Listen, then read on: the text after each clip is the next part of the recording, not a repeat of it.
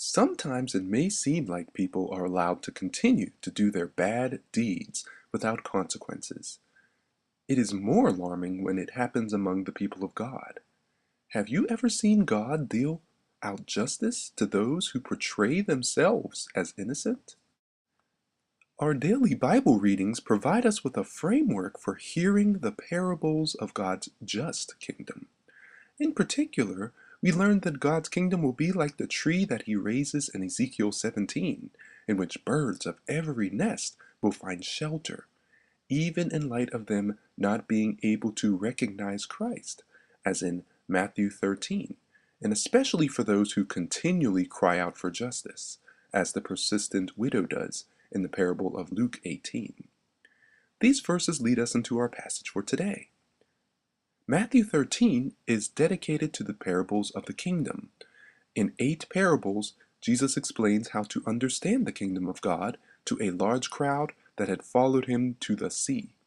He used analogies that his listeners would understand pretty well, such as the tasks of a sower in verses 1 through 8 and 18 through 23, or the result of yeast and dough in verse 33.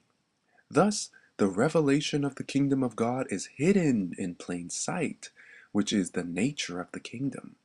Its progress in the world is not so obvious, but rather hidden, like the meaning of a parable. It is probably for this reason that Jesus speaks to them in parables, usually simple stories used to communicate something that can only be understood if the listener pays close attention. They can hide the truth in plain sight from those who are uninterested or inattentive. And this brings us to our key verse, which reads, "Let both grow together until the harvest. And in the time of harvest I will say to the reapers, Gather you together first the tares, and bind them in bundles to burn them, but gather the wheat into my barn." Matthew chapter 13, verse 30. When the farmer sows his seeds, his rival sneaks in and sows weeds into his field. The message of the parable is that in the world today, there will be wheat or good seeds, children of the kingdom, and there will be weeds or bad seeds, children of the evil one.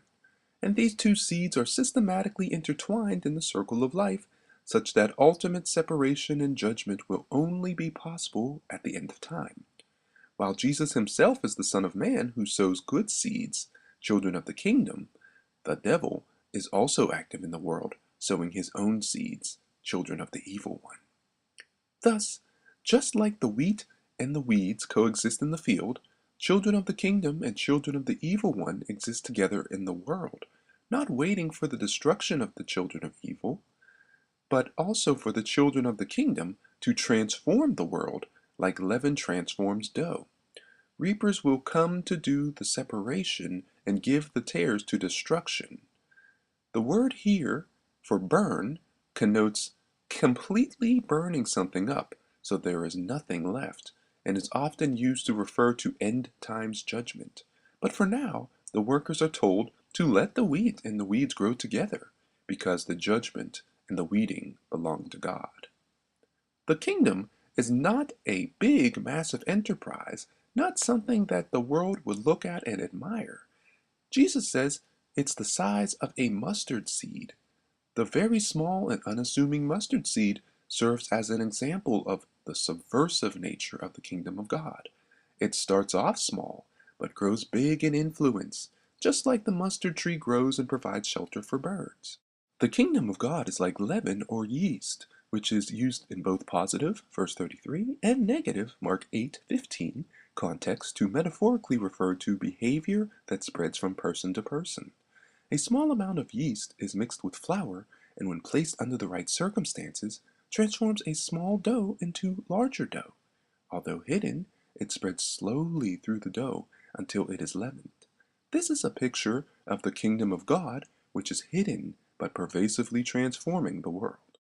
Here's our lesson.